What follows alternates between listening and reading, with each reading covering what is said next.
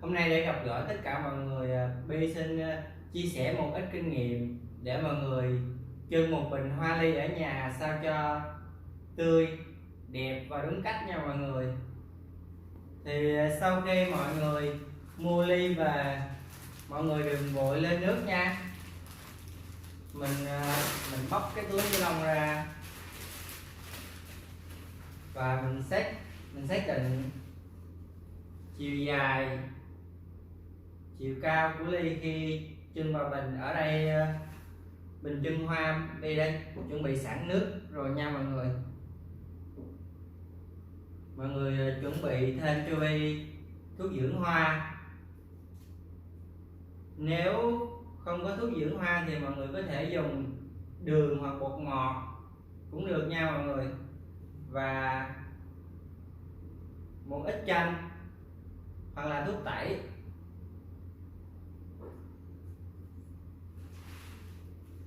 Ly sau khi mua về thì mọi người vệ sinh hoa bình thường thôi, cắt bỏ bớt gốc, rồi mọi người loại bỏ bớt lá ở trên thân để cho khi cái cành hoa ly này nó lên nước thì nó sẽ ưu tiên để nuôi cái nụ hoa nha mọi người. Chứ mọi người để lá nhiều thì nó rất là rậm rạp và không đẹp nha. Với lại cái độ bền của hoa nó cũng sẽ bị giảm, do là thay vì nước lên nuôi hoa thì nó lại nuôi lá bớt. Để cắm hoa thì thường Bi và các bạn thợ cắm hay bỏ hết tất cả các lá, nhưng mà mình trưng ở nhà nên phải để lá lại cho đẹp nha. Mọi người cứ lần lượt vệ sinh bớt lá, rất là đơn giản nha mọi người.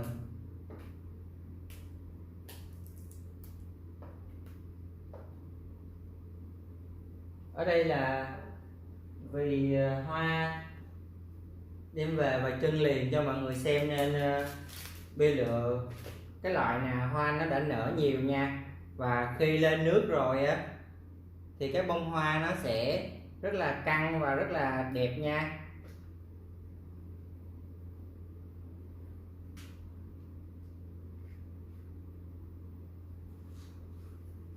Mọi người nên nhớ là khi mua về mình đừng vội cho lên nước nha mọi người. Đừng vội cắt gốc ngâm nước, mình cứ để bình thường thôi. Khi đó mình vệ sinh các cánh hoa nó sẽ không rất là khó gãy. Mà mọi người để nước lên nhiều rồi cái bông hoa nó rất là dễ gãy ra nha mọi người. Đặc biệt là ly nó rất là nhạy cảm, những cánh hoa nó rất là dễ bị rời ra khỏi cái bông. Mọi người chừa từ 1 tới 2 lá thôi để cái bình hoa nó gọn gàng hơn.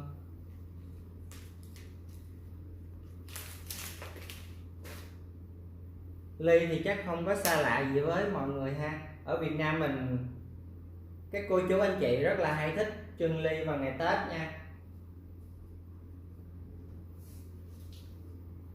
Và hoa sau khi vệ sinh xong, các bạn nhớ nếu mà muốn ly nở nhanh á thì các bạn cắt cái vết cắt,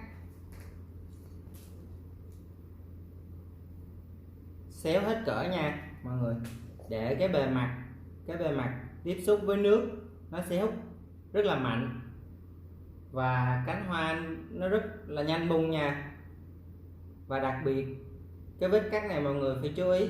Còn nếu mà mọi người trưng ngày Tết và để lâu quá thì thường Bi khuyên mọi người chỉ cắt ngang thôi, mình hãm lại, mình giảm bớt cái độ nước lên của hoa và cái cành hoa nó sẽ trưng rất là lâu, rất là cái độ nở nó cũng từ từ nữa nha mọi người.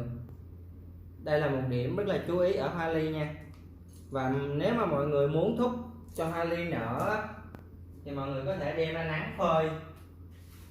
Tất cả hoa gì cũng vậy nha mọi người, Khi mà thấy ánh nắng thì hoa nó sẽ nở rất là nhanh. Và tiếp theo cành tiếp theo Bi cũng làm như vậy. Bi cần nó nở nhanh, và đặc biệt là ly rất là thơm. Mọi người cứ chưng vô bình thường thôi nha.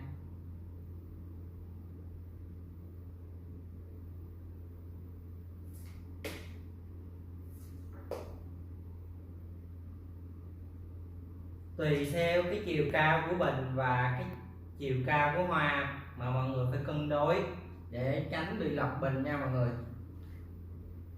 Khi mà mình chưng lên cao cái khả năng lọc bình nó rất là cao nha, mọi người nên hạn chế và chú ý cái điều đó một xíu.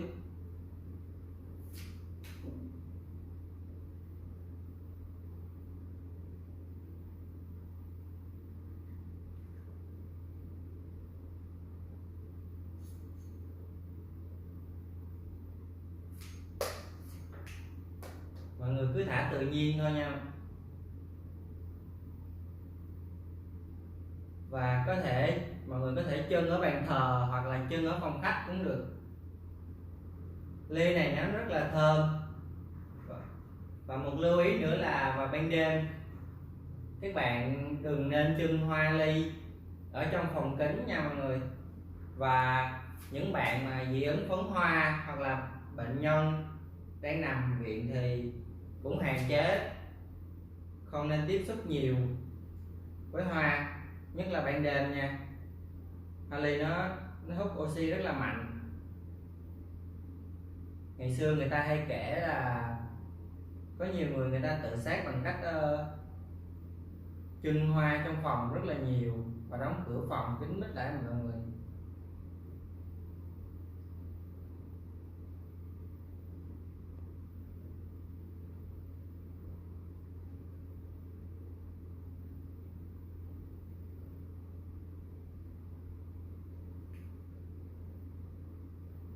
Cái mặt nào mặt chính thì mọi người cứ ưu tiên xoay hoa về cái hướng đó nhiều nha. Đây một bình hoa rất là đơn giản thôi. Cái đó là mọi người cho thuốc dưỡng, có thể cho thuốc dưỡng, một ít thuốc dưỡng vào bình hoa để giữ cho hoa tươi lâu. Còn nếu không có thuốc dưỡng, mọi người có thể cho bột ngọt hoặc đường nha, hoặc một ít bia cũng có thể bổ sung đạm cho hoa, giúp hoa nở mạnh nha mọi người. Và có một cái mẹo nhỏ mà Bi chia sẻ với mọi người, đó là để hạn chế nước bị hôi và dơ. Nếu mà chưng lâu á, mọi người có thể dùng chanh nha mọi người. Cho một ít chanh vào nước,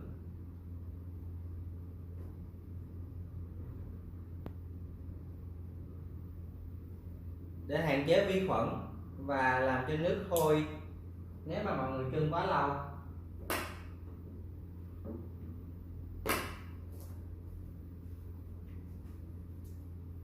Và đi mách mọi người một cái mẹo nhỏ khi mà chưng ly ở nhà là mọi người nên thường xuyên thay nước từ 2 đến 3 ngày nha. Và đặc biệt một điều là ly nó rất là dễ gãy cánh và rụng hoa nha. Thì khi sang bình á, mọi người chú ý là mình đừng có lấy ly ra khỏi bình, mình cứ để cái bình cũ và mình sang một cái bình mới để những cái cánh hoa này nó không bị tổn thương khi mà mình đặt lên mặt bàn nha mọi người. Và một điều nữa là mình loại bỏ những cái nhụy này nè, những cái nhụy ở phía trong bông để làm cho cái cánh hoa nó đẹp hơn nha. Nó sẽ không bị lem cái nhụy ra cái cánh màu trắng hoặc là màu hồng ở xung quanh.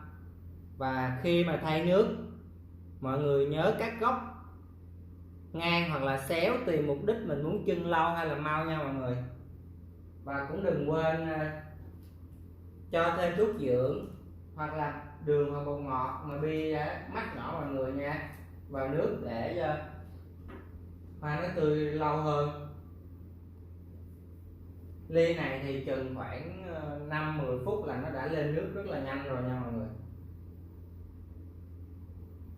Và khi mà cái bình hoa lên nước thì đảm bảo là nó sẽ rất là đẹp. Nhưng mà làm hoa lâu rồi thì Bi có một cái thói quen là lâu mà không được tiếp xúc với hoa thì rất là nhớ nha, và rất là thèm. Có đi ra đường thì cũng dạo qua chợ hoa hoặc là một cửa hàng hoa nào đó để ngắm một xíu nha.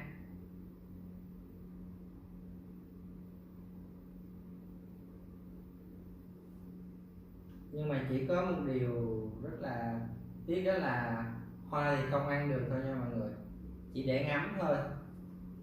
Đây, mọi người cứ chú ý những cái nhụy ở phía trong cái bông hoa này nè, mình loại bỏ bớt, mình loại bỏ hết mỗi khi mà mình sang bình thay nước nha. Mỗi ngày mình đều phải ăn cơm hết, nên hoa nó cũng vậy nha mọi người. Hoa nó cũng phải cần hút nước mỗi ngày để cho nó tươi. Nên cái vết cắt cái vết cắt ngang hoặc là cắt dọc ở trên thân á, nếu mà cái vết cắt mới thường xuyên thì nó sẽ hút nước lên thường xuyên nha mọi người. Nè mọi người, một tay giữ cái hoa và tay còn lại thì mọi người bứt cái nhụy này ra nha. Tại vì mình để cái nhụy này thì nó sẽ bị lem lên cánh hoa, nó sẽ xấu. Cũng tùy thôi mọi người ơi, nếu mà bạn nào thích để nhụy thì cũng để nhụy bình thường thôi, không có gì hết, và nó chỉ bị lem thôi. Chứ đối với Bi thì càng tự nhiên càng đẹp nha.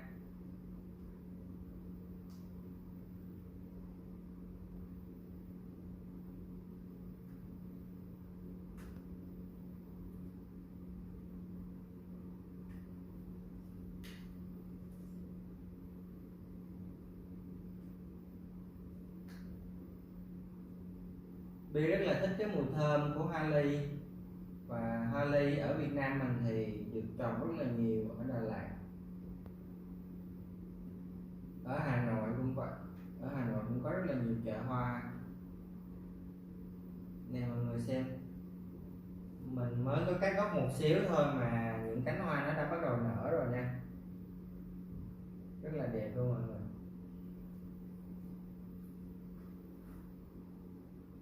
Đó là một vài mẹo nhỏ Vi xin chia sẻ cho tất cả mọi người có thể ứng dụng ở nhà, có thể trưng hoa ở văn phòng hoặc là bàn thờ vào dịp rằm, lễ, Tết. Cảm ơn mọi người đã ủng hộ, và mong mọi người like, đăng ký kênh, chia sẻ để Vi có động lực ra thêm nhiều video phục vụ tất cả mọi người. Xin chào và hẹn gặp lại.